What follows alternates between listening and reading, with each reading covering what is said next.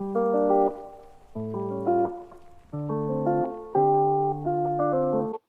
everybody, welcome to my channel. Before I begin, like the video, put on your notification to know when my next video uploads. And if you like the video, come down in the comment section.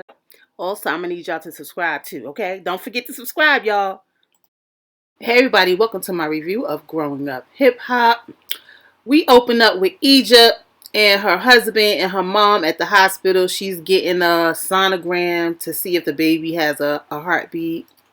We also found out that aside from Egypt being pregnant now, that she suffered a miscarriage before this pregnancy.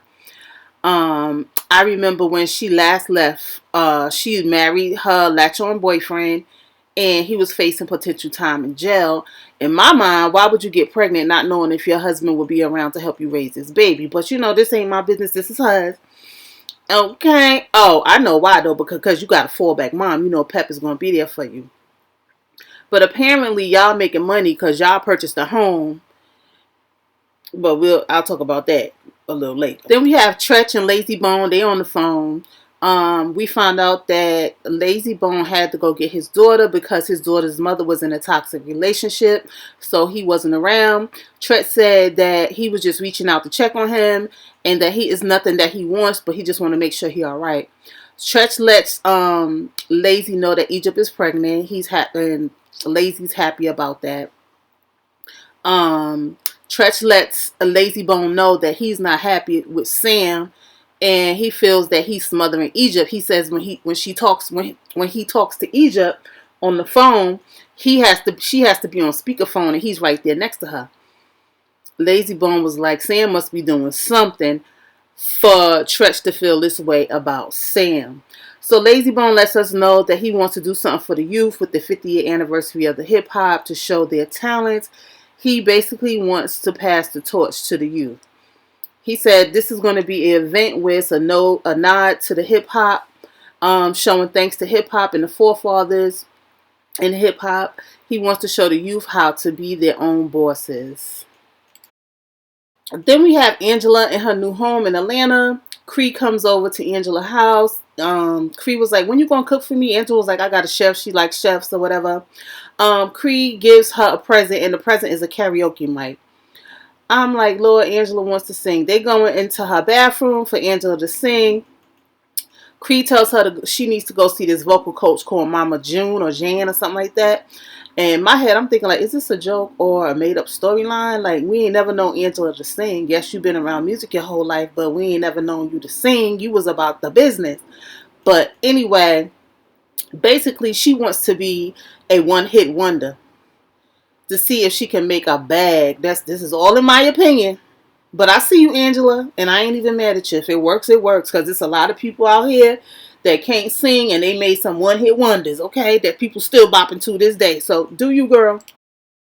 Then we have Peppa, who goes over to visit Egypt and her husband, Sam. She brings a picture over. She wants them to put the picture of herself over the baby's crib. She feels like the baby should be able to see her every day. Anyway, Egypt and her husband have a new home. They're homeowners. Pep lets them know that she's proud of them, that they bought a home, and she's really happy because she didn't have to put a dime into it, that Egypt and Sam did it on their own. So Pep gets Egypt a big gig with her on tour, and Sam was getting excited only to find out that he is not included. He didn't look happy about that either.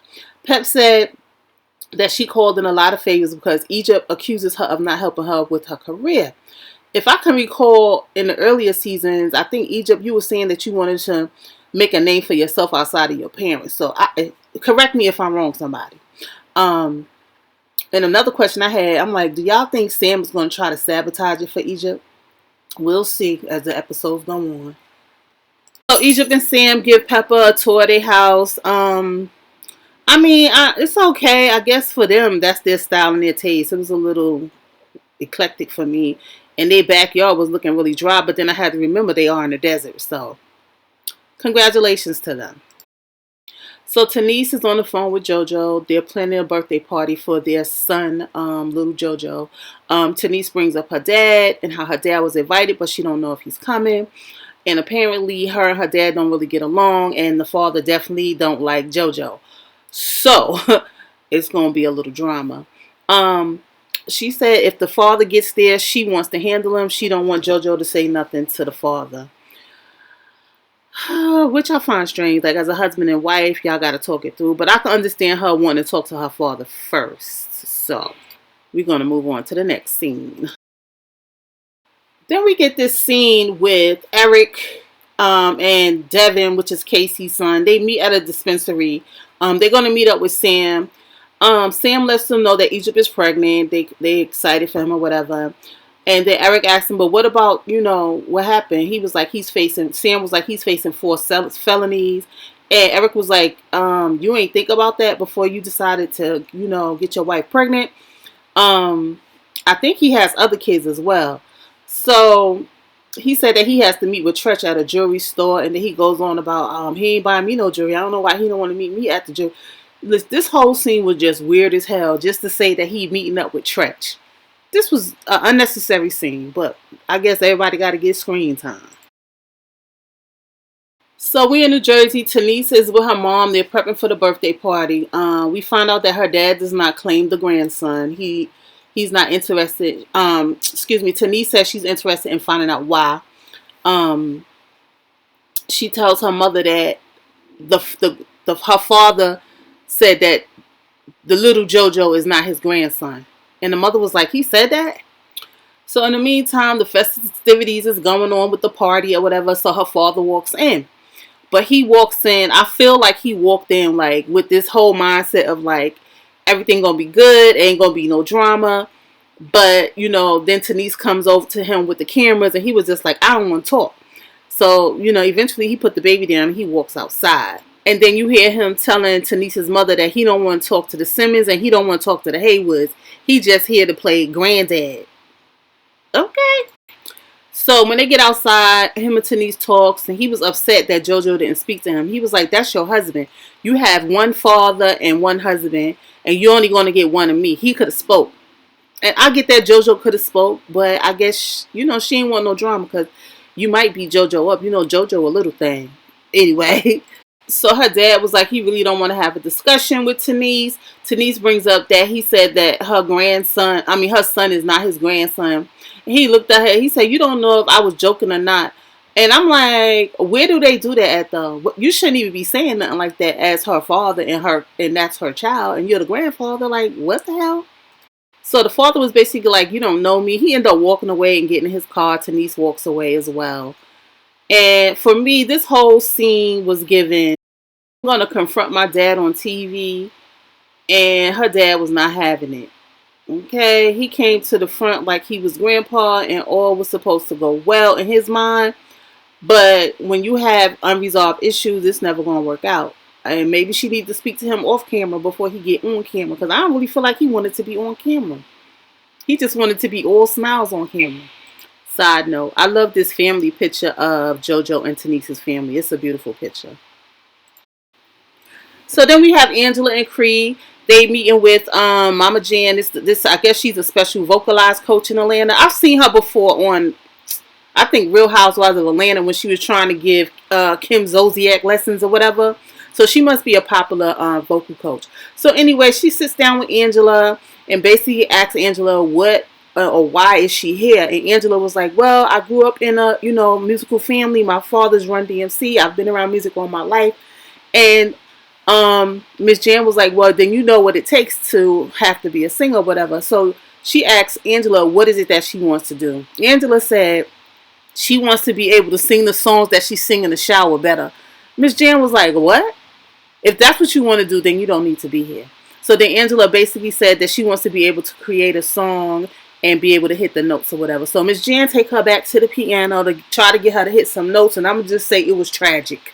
Okay, she don't got the ear, as they say. The ear. So Mama Jan bring her back and was like, basically, you don't know what you're doing.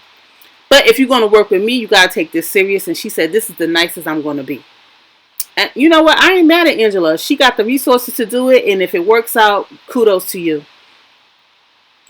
So Tretch meets up with Sam at this jewelry store. He walks in and he had talked to the people like he want them to bring them jewelry because it's his anniversary coming up. He wants to see what he get for his wife. So he sits down with Sam. And he basically asked Sam, like, he wants to know how many kids Sam has because he's concerned. He saw them stay with Pep, and he lets him know he can stay, that he can't stay at his house. Egypt and the baby could stay, but he gonna have to find somewhere else to go. Because ain't no grown man coming up in his house with his wife. Okay, you listen, I agree with that, especially if he ain't your son, okay? Egypt ain't having that. She gonna be on the streets with her husband, okay?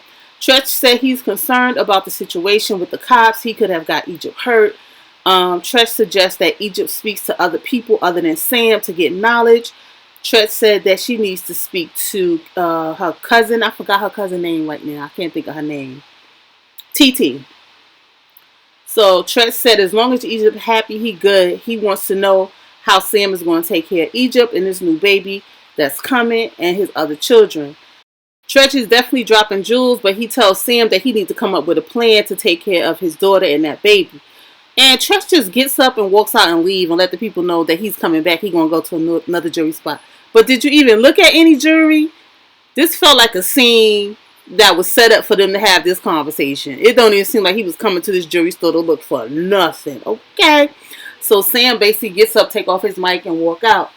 Now, to me, I don't know. When you young, I'm talking about Egypt right now. When you young, like, nobody can tell you nothing. Like, things are going the way she wants them to go. The way Sam has been behaving on this show, I don't even know. He seems very unstable. But, I wish them the best. I hope everything works out for them. Anyway, guys, this is all I got. Like, comment, and subscribe. Thanks for watching my video. Come down in the comment section if you want to discuss this recap of growing up hip hop. Thanks again, guys. Peace.